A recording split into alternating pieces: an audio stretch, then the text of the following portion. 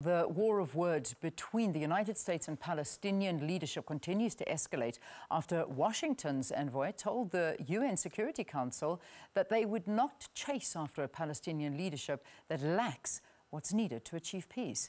US Ambassador Nikki Haley took aim at Palestinian President Mahmoud Abbas after a speech he delivered earlier this month.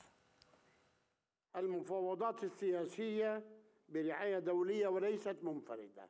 This was the speech in which Abbas rejected US mediation and called for future negotiations under an international collective.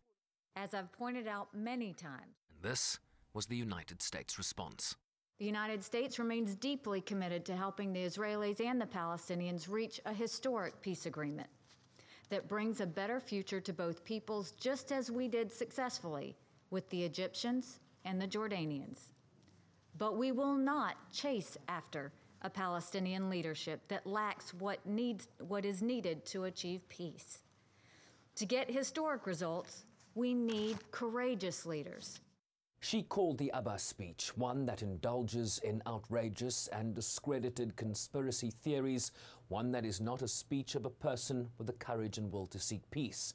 Her remarks followed those by President Trump in Davos, Switzerland, where he said they will continue to withhold financial aid to the Palestinians unless they sit down to peace negotiations.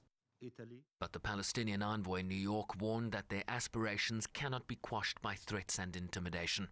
Right now, the world is witnessing in shocking detail the dehumanization of the Palestinian people, their subjugation and deprivation, the attempts to erase their history, heritage and identity, and the systematic dissemination of their communities, of generations after generation, and of their will and hope, with zero horizon for an end to this travesty. Mr. President, Israel's ambassador, whose remarks in the chamber focused entirely on Iran's role in the region, was asked why he completely ignored the Palestinian issue. I don't think it's helping the process that the Palestinians will blame us and we will blame them. I'm saying it directly. If the Palestinians want to move forward, they should stop incitement and come back to the negotiating table. Coming to the Security Council, blaming Israel for everything, maybe it will create good headlines tomorrow in Ramallah, but it will not support the Palestinians or the Israelis.